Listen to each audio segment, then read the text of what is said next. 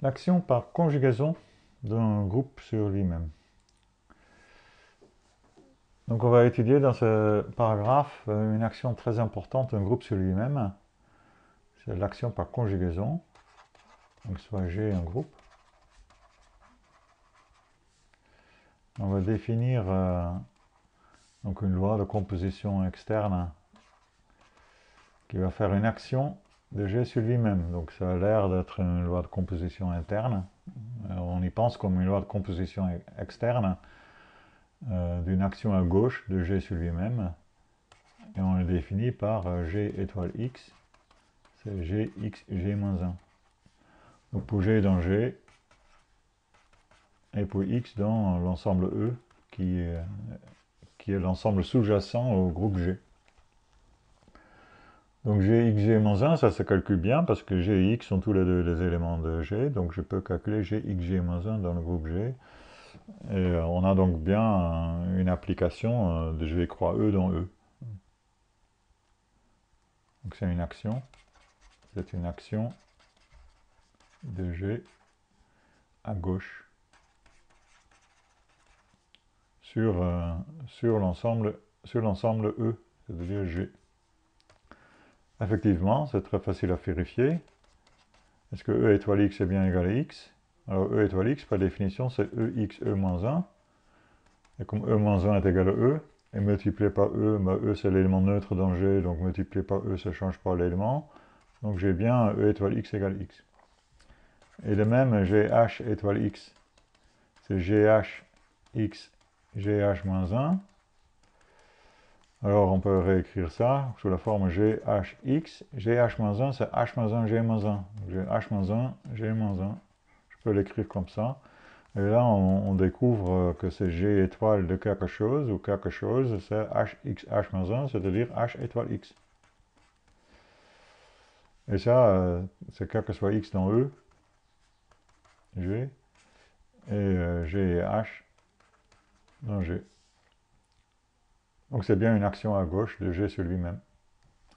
Donc c'est l'action par conjugaison.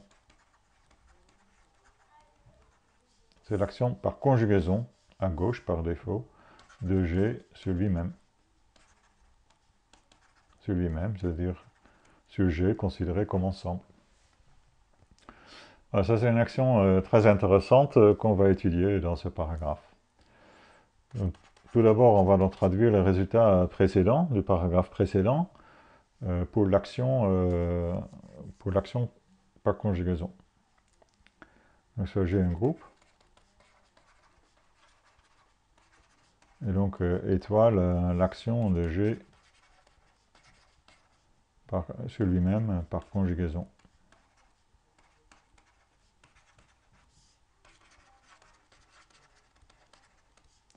Soit X est un élément de l'ensemble sur lequel on agit, c'est-à-dire G. Alors je peux considérer deux choses. J'ai le stabilisateur de X. Le stabilisateur de X, l'énoncé dit que le stabilisateur de X est un sous-groupe de G, donc ce qui n'est peut-être pas très surprenant. Ça doit être un sous-groupe de G associé à X, ça va être le centralisateur de X.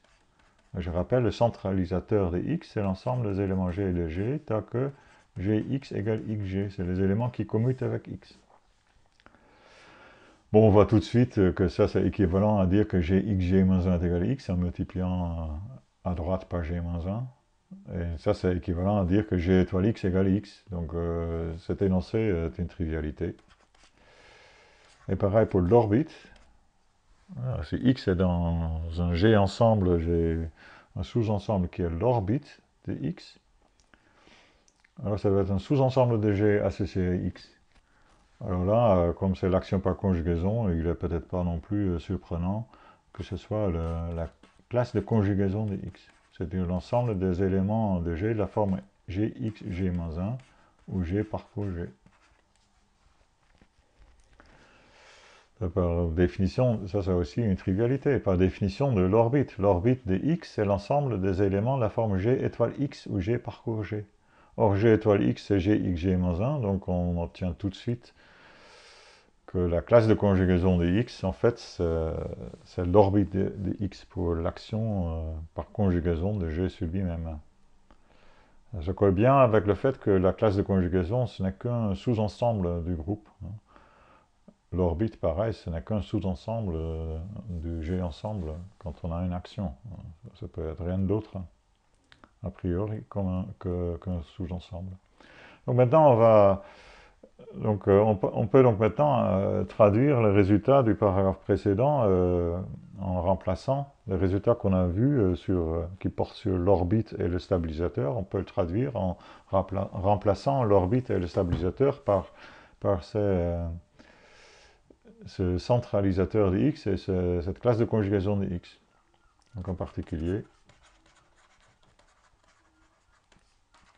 on a une bijection qu'on avait noté f bar du quotient de g par le stabilisateur, c'est-à-dire z de x, d'image l'orbite de x, c'est-à-dire la classe de conjugaison de x. Et cette application, c'est une bijection, et envoie la classe à gauche modulo le sous-groupe z de x sur faire agir g sur x, c'est-à-dire g étoile x. Donc ici, c'est g x, g moins 1. Et ça, c'est une bijection.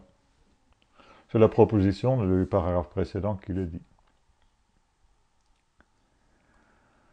Donc ça, c'est encore particulièrement intéressant lorsque G est un groupe fini. Si G est un groupe fini,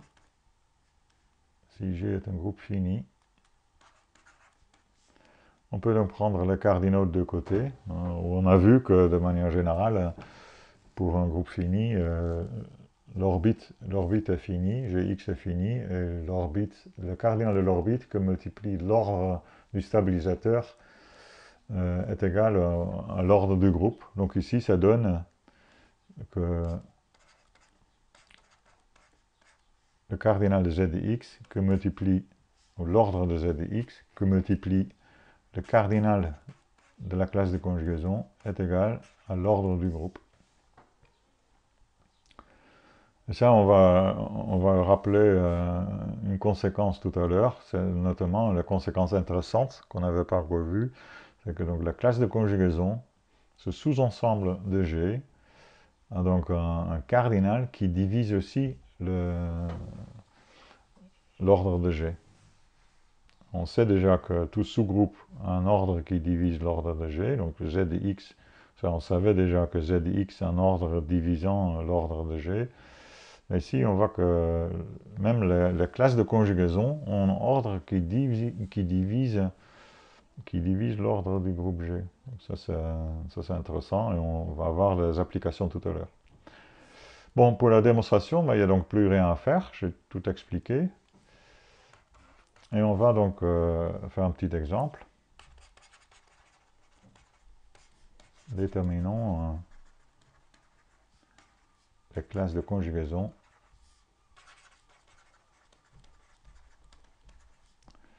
du groupe alterné A4. Donc rappelons, A4, c'est le sous-groupe de S4 des permutations paires. Donc il y a l'identité. Après, je vais énumérer les permutations cycliques de longueur 3. Donc il y a 1, 2, 3 avec son inverse, 1, 3, 2. Il y a un 1, 2, 4 avec son inverse, 1, 4, 2. Après, il y a un 1, 3, 4 avec son inverse, 1, 4, 3. Et pour finir, il y a 2, 3, 4 avec son inverse, 2, 4, 3. Et puis, il y a des doubles transpositions, 1, 2, 3, 4. 1, 3 que multiplie 2, 4. Et 1, 4 que multiplie 2, 3. Et ça fait les 12 permutations paires dans S4. Et ça, c'est un groupe qu'on va considérer en soi. Et je veux, pour ce groupe-là, déterminer la classe de conjugaison. Donc, si taux est dans A4, La classe de conjugaison de taux, par définition, c'est l'ensemble des conjugués de taux par sigma ou sigma parcours A4. Ça, c'est quelque chose qu'on peut faire à la main, et qu'on devrait faire à la main. Donc c'est peut-être le moment de faire une petite pause et de calculer toutes ces classes de conjugaison à la main. Donc, a priori, taux parcours A4, donc il y a 12 possibilités pour taux, et pour chaque taux, il y a 12 possibilités pour sigma, donc on a peur de calculer les 144 conjugués qu'il faut donc calculer. En fait, ça va beaucoup plus vite parce qu'avec chaque classe, dès qu'on calcule une classe, tous les éléments de la classe, leur classe de conjugaison est égale à la classe qu'on vient de déterminer. Parce que la classe de conjugaison constitue une partition de tout groupe. Tout groupe est partitionné en ces classes de conjugaison. Donc automatiquement, vous déterminez les classes de conjugaison. Dès qu'on a déterminé une classe de conjugaison, et si elle contient plusieurs éléments, on aura automatiquement déterminé la classe de conjugaison de cet élément-là. Donc ça va très vite, hein. Et c'est quelque chose à faire. Ici, on veut déterminer tout ça grâce à la proposition. Donc d'après la proposition,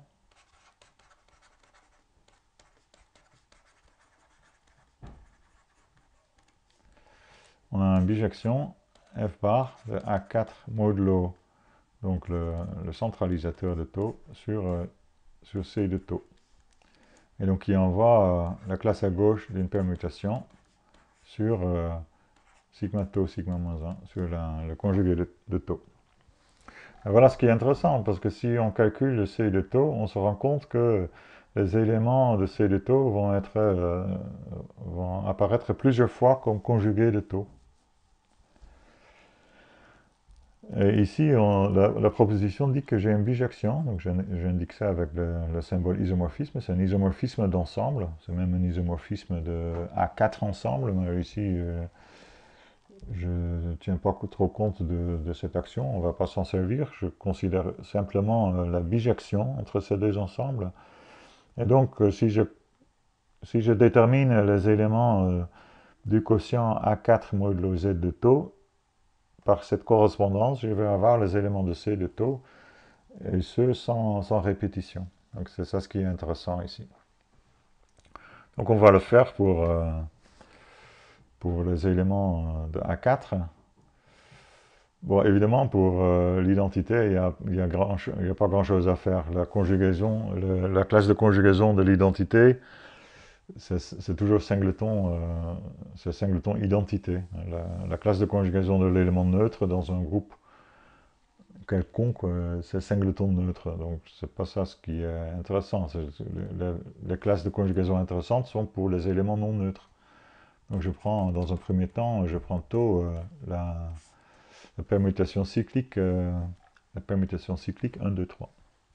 Donc on veut déterminer C de taux. Et donc je vais commencer par déterminer Z de taux. Alors Z de taux, c'est un sous-groupe de G. Évidemment, il contient taux. Taux commute avec taux. Et comme le sous-groupe engendré par taux, c'est le plus petit sous-groupe d'un groupe contenant taux, et Z de taux contient taux, j'ai donc automatiquement cette inclusion-là. Autrement dit, toute puissance de taux commute avec taux, quelque chose qu'on peut démontrer directement aussi. Alors, voyons voir s'il y a plus d'éléments dans Z de taux, soit sigma, un élément du centralisateur de taux. Donc, comme c'est le stabilisateur, j'ai envie de l'écrire comme un élément du stabilisateur de taux pour l'action de A4 sur lui-même par conjugaison. Donc on a donc sigma étoile taux égale taux, c'est-à-dire sigma taux, sigma moins 1 égale taux. Ou encore, comme taux c'est la permutation 1, 2, 3, conjugué par sigma, ça me donne la permutation de longueur cyclique de longueur 3, qui permute sigma 1, sigma 2 et sigma 3 cycliquement comme indiqué. Donc on a ça. Donc ça en particulier, ça veut dire que comme le second membre fixe 4, le premier membre aussi fixe 4. Donc ça veut dire que sigma 1, ni sigma 1, ni sigma 2, ni sigma 3 égale à 4. Donc c'est sigma 4 égale à 4. Donc on en déduit que sigma fixe est 4. Or si on regarde la liste des éléments de A4, que voici, on voit que les trois premiers éléments fixent bien 4, et tous les autres éléments n'ont pas 4 comme point fixe. Autrement dit, on voit par inspection que sigma est donc forcément égal à l'un des premiers trois éléments de A4, donc identité 1, 2, 3, 1, 2, 3 ou 1, 3, 2. Donc ça, c'est le deuxième élément, c'est tau. Le dernier élément, c'est tau moins 1, ou tau puissance 2, peu importe. En tout cas, on voit que sigma est dans le sous-groupe engendré par tau. D'où on a donc déterminé le centralisateur de tau. C'est le sous-groupe engendré par tau.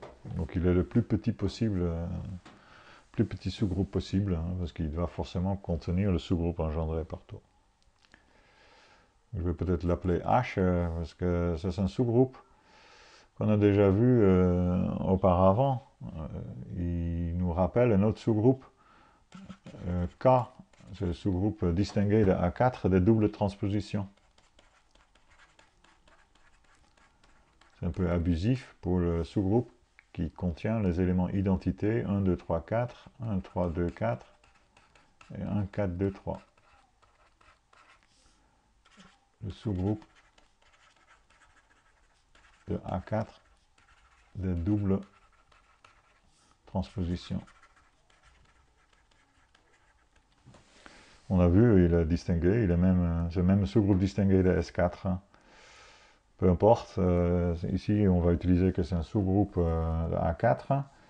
On a évidemment, on le voit tout de suite, hein, on a H enter K, l'identité. Donc du coup, avec la relation de Grassmann, on sait que l'ordre, comme K est distingué, HK est en fait un sous-groupe de A4. Donc, et on sait que l'ordre HK, que multiplie l'ordre de l'intersection, c'est le produit des ordres, des sous-groupes. Donc ici, on en déduit que HK, comme l'intersection est d'ordre 1, HK est égal à 3 éléments pour H, et j'ai 4 éléments pour K, égal à 12. D'où HK égale à A4. Rappelons que HK, comme K distingué, c'est le même sous-groupe que KH. Je le dis parce que maintenant KH, ça c'est donc la réunion des classes à gauche d'éléments de K modulo H. Autrement dit, on en déduit que A4 modulo H, je peux donc l'écrire comme la classe à gauche des éléments de K. Donc j'ai identité H, j'ai 1, 2, 3, 4 H, on a 1, 3, 2, 4 H, et on a 1, 4, 2, 3 H. Et ça, c'est des éléments de A4 modulo H, et c'est sans répétition. Parce que, on l'a vu tout à l'heure, H est de cardinal 3. H est un sous-groupe d'ordre 3. Donc en fait, le quotient A4 modulo H, c'est donc 12 divisé par 3. C'est un ensemble à 4 éléments. Donc voilà, voici les 4 éléments qui sont forcément distincts. Et ça, c'est agréable parce que du coup, maintenant, je me rappelle que j'ai une bijection de A4 modulo H. La parenthèse, c'est pas nécessaire. A4 modulo H sur la classe de conjugaison de taux qui envoie donc sigma H sur sigma taux sigma moins 1. Et donc, je prends ces représentants-là. Ça, c'est une bijection. d'où je sais que c'est de taux, la classe de conjugaison de taux. Je vais conjuguer taux par ces représentants de A4 modulo H, qui sont les éléments du groupe K de double transposition. Donc je vais voir, écrivons-le avec la loi étoile, là, identité étoile taux, je vais avoir 1, 2, 3, 4, étoile taux, je vais avoir 1, 3, 2, 4, étoile taux, et je vais avoir 1, 4, 2, 3, étoile taux. Bon, et si on calcule ça, donc il faut conjuguer taux par ces éléments-là, on trouve très facilement, on trouve les éléments de cette classe de conjugaison. C'est un 1, 2, 3, 2, 4, 3, 1, 3, 4 et 1, 4, 2. Voilà la classe de conjugaison de taux. Alors ce qui est intéressant, c'est qu'on ne trouve que 4 éléments dans cette classe de conjugaison. On ne trouve pas toutes les permutations cycliques de longueur 3 dans la classe de conjugaison de 1, 2, 3. C'est intéressant parce que la classe de conjugaison de 1, 2, 3 dans S4, dans le sous-groupe symétrique S4 tout entier, là on a toutes les permutations cycliques de longueur 3.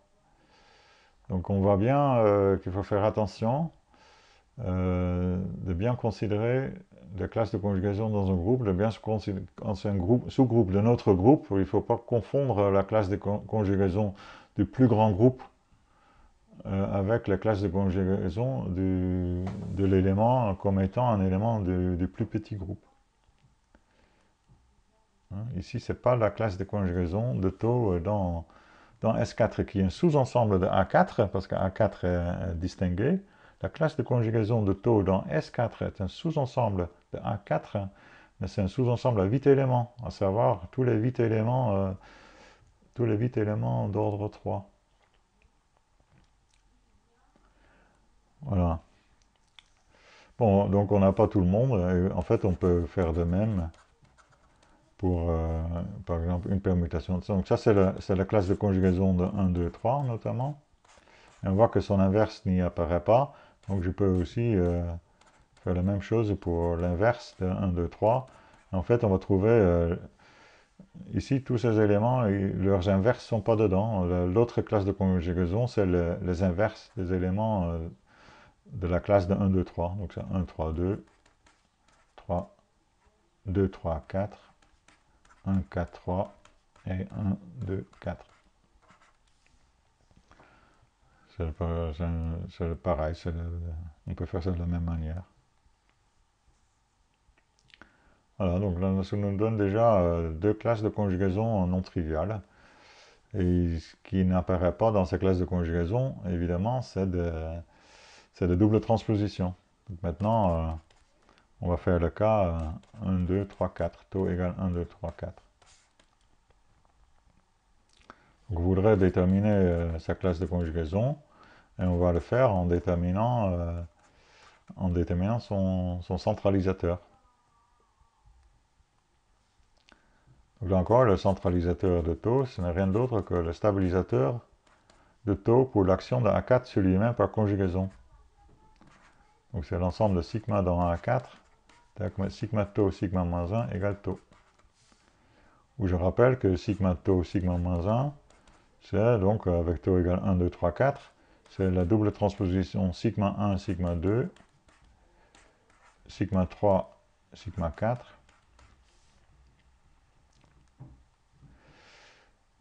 Et donc si sigma est dans ce centralisateur, je voudrais que ce soit égal à 1, 2, 3, 4. Si sigma est dans le centralisateur. Bon, donc ça, il faut regarder un petit peu si on veut faire ça à la main. Hein, il y a des façons plus astucieuses de le faire, mais ici, on essaie de le faire à la main. Alors, on voit assez facilement que toutes les doubles transpositions,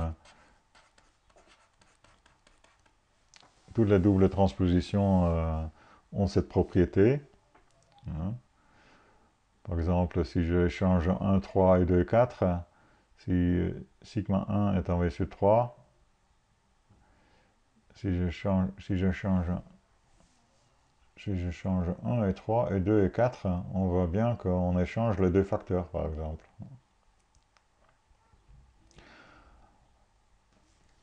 Et en fait, les autres éléments du groupe alterné n'ont pas cette propriété-là.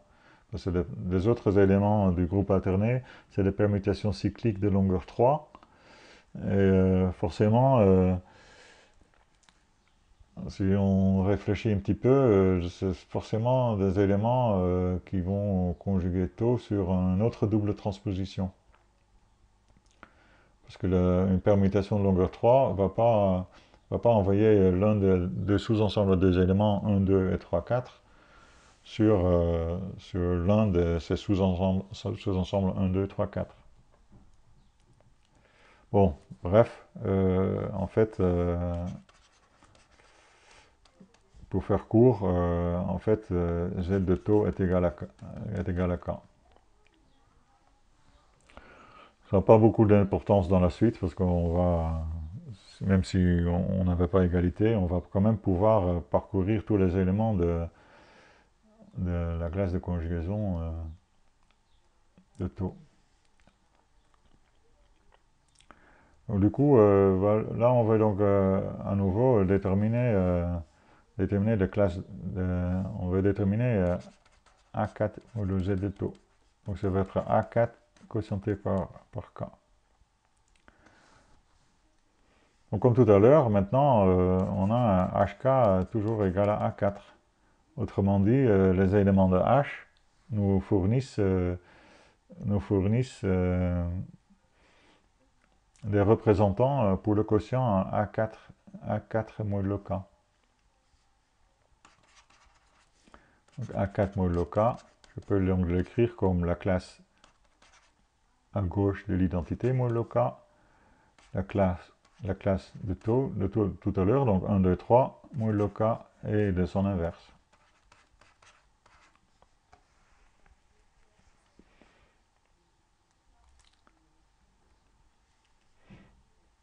Du coup, F bar de A4 modulo K va dans C de taux, qui envoie sigma, la classe à gauche de sigma modulo K, sur sigma taux sigma moins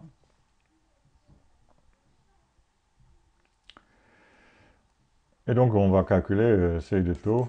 C de taux, on le calcule donc en conjuguant taux par les représentants qu'on vient de trouver, c'est-à-dire identité étoile taux, 1, 2, 3, étoile taux, 1, 3, 2, étoile taux. Où taux est la double transposition 1, 2, 3, 4. Et on trouve que C de taux, en fait, C de taux, comme il a 3 éléments et c'est forcément des permutations de même type que taux, on trouve 1, 2, 3, 4, on trouve les doubles transpositions 1, 2, 3, 4, 1, 3, 2, 4 et 1, 4, 2, 3.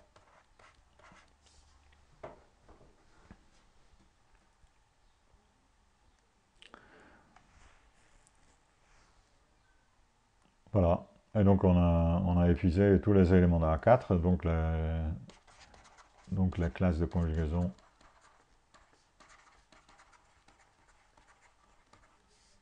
de A4 sont... On a donc tout d'abord la classe de l'identité, qui est singleton identité. Et après, on a déterminé la classe d'un 1, 2, 3, qui est donc 1, 2, 3, 1, 4, 2, 1, 3, 4, 2, 4, 3. On a la classe de son inverse, qui est 1, 3, 2, 1, 2, 4, 1, 4, 3 et 2, 3, 4. Et on a la classe de la double transposition 1, 2, 3, 4, qui contient la double transposition 1, 2, 3, 4, 1, 3, 2, 4, et 1, 4, 2, 3. Voilà donc pour une illustration, de la proposition.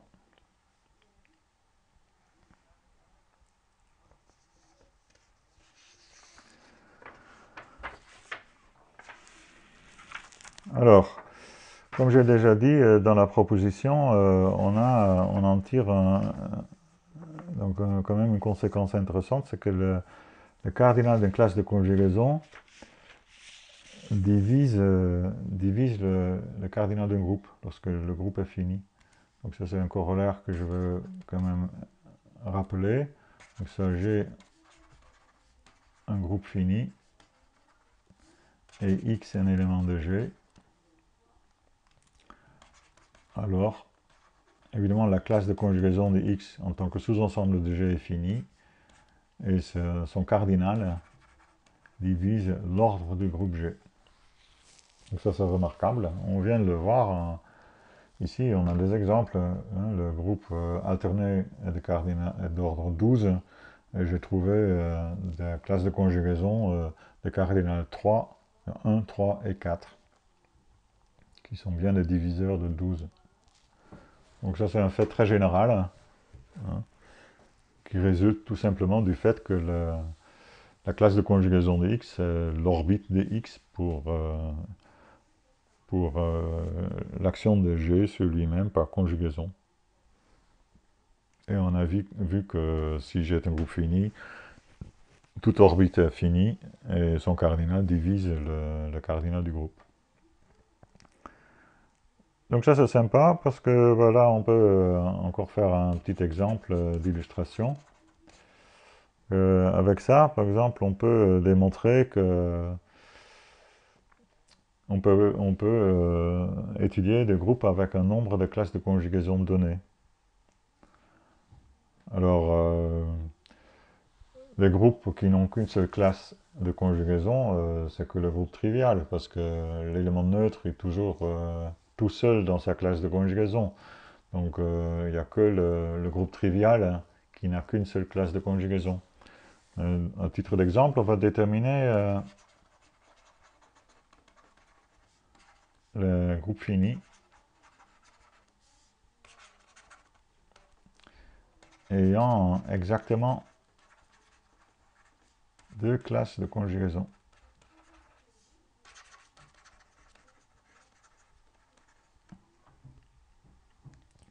Donc que j'appelle C1 et C2. Donc le groupe fini G ayant deux classes de conjugaison C1 et C2. Donc on peut supposer que la première classe de conjugaison C1, c'est la classe de l'élément neutre. La classe de l'élément neutre. Et comme on a déjà dit à plusieurs reprises, le seul conjugué de l'élément neutre, c'est l'élément neutre. Donc ça, c'est toujours une classe à un élément. Et du coup, s'il y a exactement deux classes de conjugaison, comme G de la réunion disjointe de ces classes de conjugaison, C2, c'est forcément un G privé de E. Et donc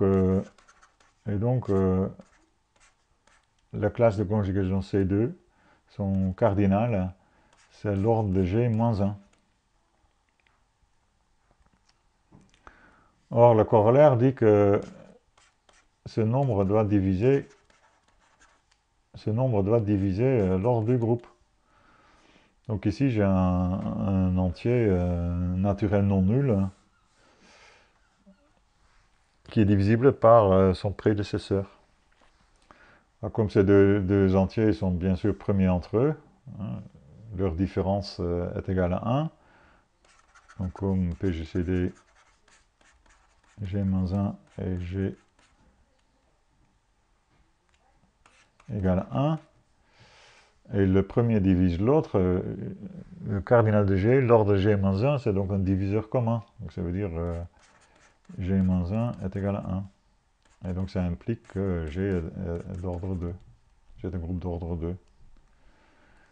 Et donc, comme 2 est un nombre premier, ça veut dire que j'ai cyclique, et donc isomorphe à z modulo 2z.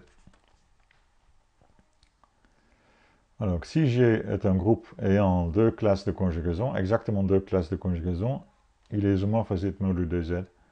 Et remarquons que z modulo 2z possède bien deux classes de conjugaison.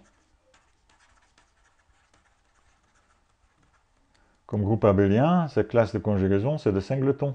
Conjuguer dans un groupe abélien, c'est une action triviale. Donc ici, il y a deux classes de conjugaison. L'élément neutre, donc la classe de conjugaison de l'élément neutre, c'est singleton neutre. Et la classe de 1, comme le groupe est abélien, il n'y a que l'élément 1. Donc autrement dit, le seul groupe à isomorphisme près, donc le seul groupe fini à isomorphisme près, ayant exactement deux classes de conjugaison, est le groupe Z modulo 2Z. Voilà pour un petit exemple. Donc après, on pourra faire plus généralement, regarder les groupes finis à trois classes de conjugaison, etc. Ça, c'est des choses qu'on va pouvoir regarder. Tout d'abord, je veux maintenant traduire l'équation aux classes pour l'action par conjugaison d'un groupe sur lui-même. C'est ça le théorème intéressant ici. C'est donc une application à l'équation aux classes. Donc ça, j'ai un groupe fini.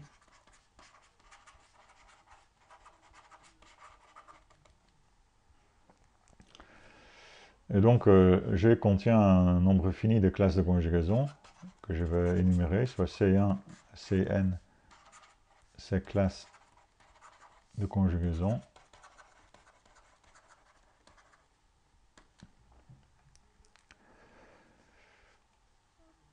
Et je vais prendre Z1, Z1, Z1 et Z1, Zn, le centralisateur d'éléments de C1 à Cn.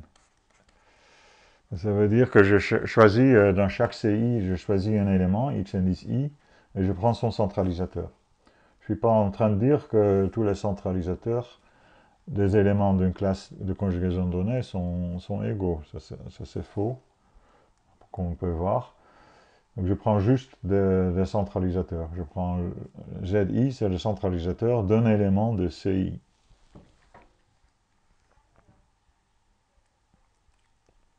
Alors, on peut l'écrire, l'équation de classe, on peut l'écrire de cette façon-ci.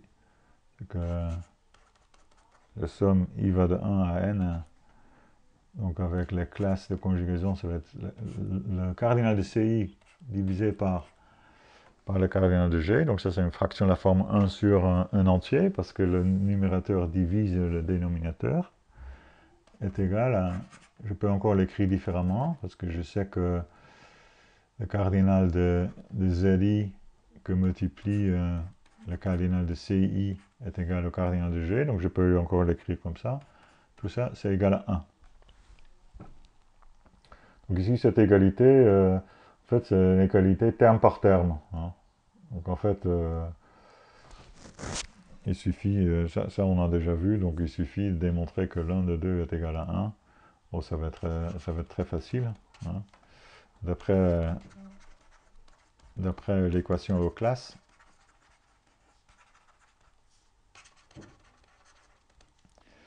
et le cardinal de l'ensemble sur lequel j'agis, c'est le cardinal de E, donc ici c'est G.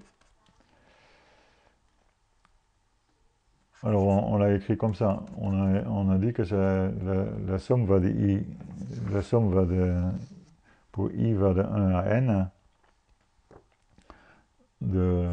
du de l'ordre de G divisé par le stabilisateur de XI. En fait, c'était le cardinal de l'orbite de XI. Donc ici, je prends justement des XI dans CI. Je prends des X, pour chaque I, je prends un XI dans CI. Et du coup, l'équation à classe se lit comme ça. S'écrit comme ça. Et donc du coup, ici, justement, je viens de dire dans la proposition précédente que le stabilisateur de XI pour l'action par conjugaison de G sur lui-même, ce n'est rien d'autre que, que le centralisateur de XI. Et ça c'est donc le cardinal de ZI. A priori, j'aurais pu carrément fixer les XI auparavant et supposer que ZI est égal à Z de XI. En fait, ces stabilisateurs dans une même orbite ont toujours le même cardinal. Ça, c'est facile à démontrer. Voilà, donc du, du coup, ah oui, du coup, maintenant on va diviser par l'ordre de G. Donc divisons par l'ordre de G et on obtient, donc somme va de I égale 1, de 1 sur le cardinal du centre, Z indice I, est égal à 1. Si on divise à gauche et à droite par l'ordre de G. Et on trouve donc la dernière égalité. Et comme je dis, l'autre égalité, ça résulte du fait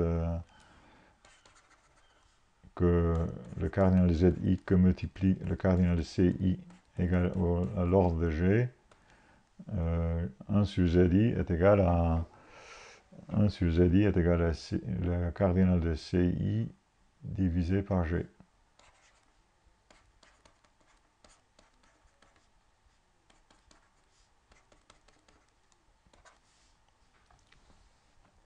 Donc on remplace terme par terme 1 sur le cardinal de ZI par le cardinal de CI divisé par l'ordre de G et on obtient l'autre formule.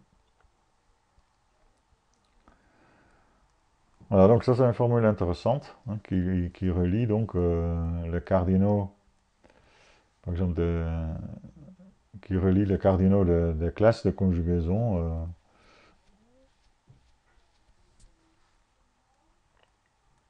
entre eux, en quelque sorte. Je voudrais faire un petit exemple, une petite illustration, mais justement, un exemple. On va utiliser cette formule pour déterminons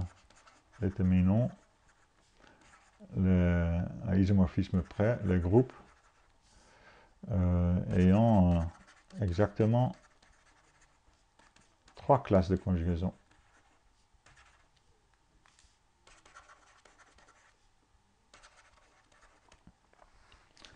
Donc les groupes finis.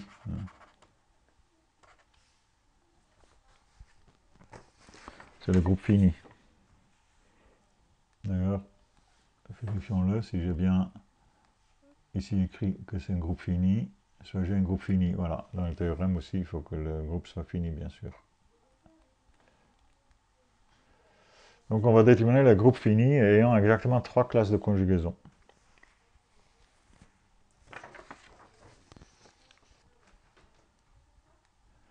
Donc c'est G un tel groupe, déterminer le groupe fini G ayant exactement 3 classes de conjugaison que j'appelle C1, C2 et C3.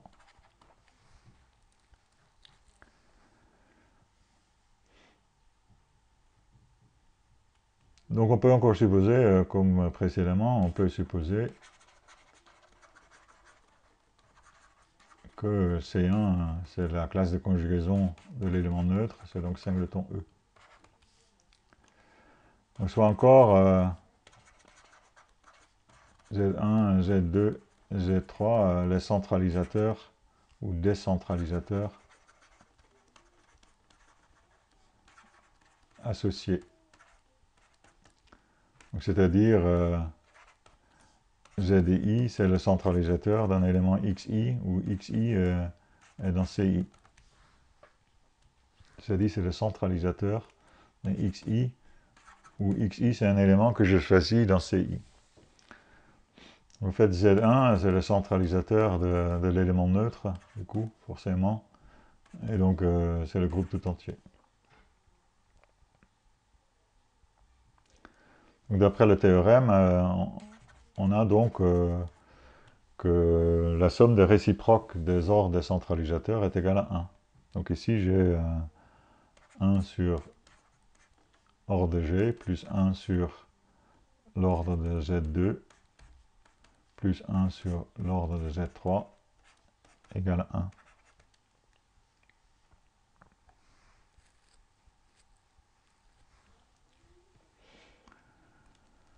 Bon, on a des choses en plus. On peut évidemment...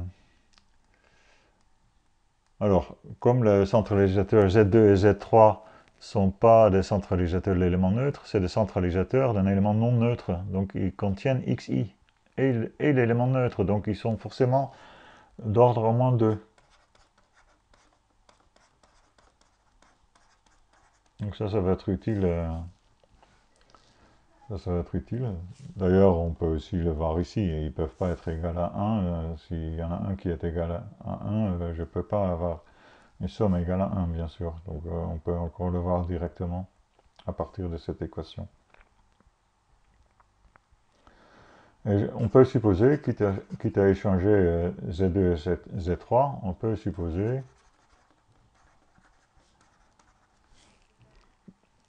que ces centralisateurs sont ordonnés, c'est-à-dire je peux supposer que Z2, donc j'avais G, le centralisateur, c'était le centralisateur de l'élément neutre, je peux supposer que ce centralisateur constitue une suite décroissante en ordre. Du coup, je peux majorer 1 sur G plus 1 sur Z2 plus 1 sur Z3. Comme Z3 c'est le plus petit, son réciproque c'est le plus grand. Donc je peux majorer ça par 3 fois l'ordre de Z3. Et ça c'est égal à 1. Donc en fait on en déduit que Z3, le centralisateur Z3, donc le plus petit des deux que je ne connais pas encore, est d'ordre au plus 3. Et comme il est moins égal à 2, j'ai 2 cas. Donc je vais faire d'abord le cas Z3 égale à 3. Si Z3 égale à 3, alors si Z3 égale à 3, ici cette inégalité, c'est une égalité.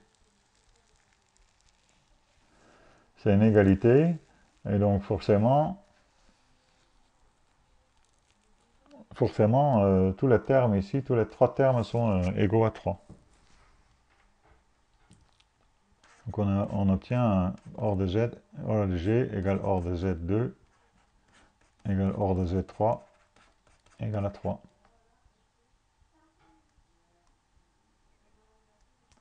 Donc en particulier, G est un groupe d'ordre 3, et donc G est isomorphe à Z mod 3Z, car 3 premier. Si je prends un élément non neutre dans G, il est forcément d'ordre 3. G est cyclique d'ordre 3, donc isomorphe à Z mod 3Z. Et remarquons que Z mod 3Z a bien 3 classes de conjugaison.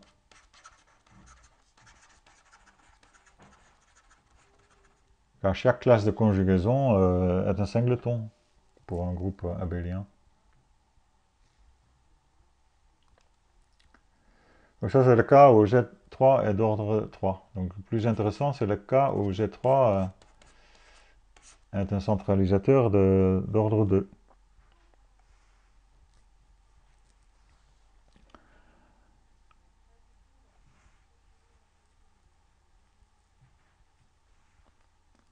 On va maintenant supposer que Z3 est d'ordre 2. Du coup, Du coup, 1 sur le cardinal Z3 est un demi. Donc je vais avoir un demi égal à 1 sur G plus 1 sur le cardinal de Z2. C'est ce qui reste. Si ici, le cardinal de Z3 est égal à 2, ici j'ai un demi, et donc la somme des deux autres termes, c'est un demi.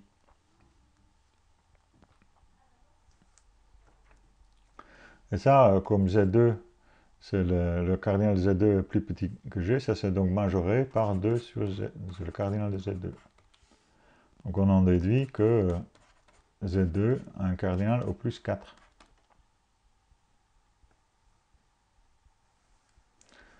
Et Z2, il est le cardinal au moins 2.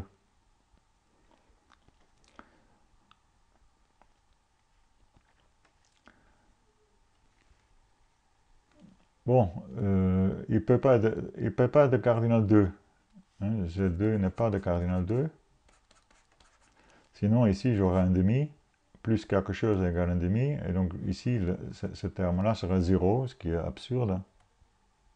Donc, Z2 n'est pas de cardinal 2.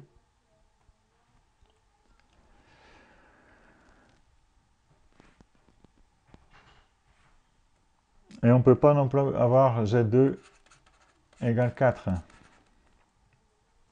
Parce que si Z2 égale 4, cette inégalité sera une égalité. Et j'aurai donc aussi G. J'aurai ici un quart plus un quart, donc G serait égal à un quart.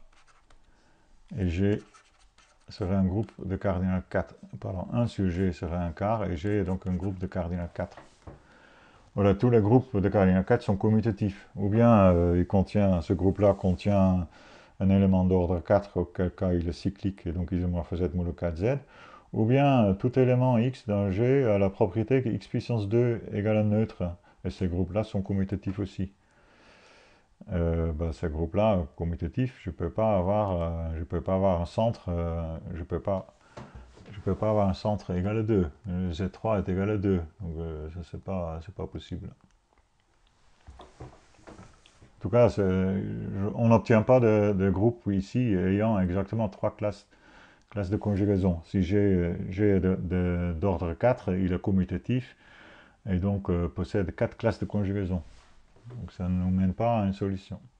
Autrement dit, Z2 est de cardinal 3. Et du coup, si on regarde ici, j'ai un demi égal à un tiers plus quelque chose. Donc 1 sur G est égal à 1 sixième. Et donc G est un groupe d'ordre 6. Et donc non commutatif, parce qu'il y a un centre, par exemple Z2, n'est pas G tout entier. Donc G est non commutatif. Et vous avez certainement fait un exemple où vous avez démontré que tout groupe G non commutatif de cardinal 6 est isomorphe à S3. Ça peut se faire très explicitement. Maintenant qu'on a ce centre-là, on peut prendre un générateur de Z2, qui est donc un élément d'ordre 3, un élément de Z3, qui est un élément d'ordre 2, et après on peut écrire tous les éléments de G, et écrire la table de G, et constater que ce groupe est isomorphe S3, pour donner une approche très explicite afin de démontrer cet isomorphisme. Bon, en tout cas, G est isomorphe S3. Donc remarquons que S3 a bien, le groupe S3 a bien trois classes de conjugaison.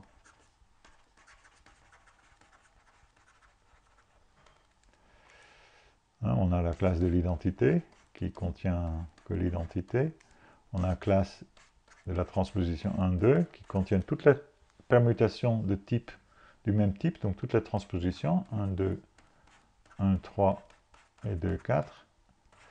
Et on a la classe de conjugaison de 1-2-3 qui contient 1-2-3 et son inverse.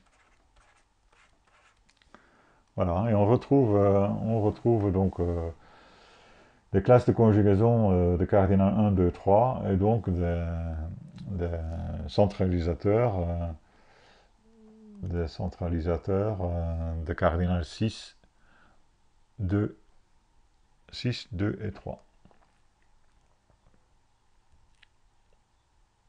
Bon, peu importe ce qu'on a démontré. Donc on a démontré, en conclusion, par conséquent, les groupes ayant exactement, les groupes finis, c'est important bien sûr, les groupes finis ayant exactement 3 classes de conjugaison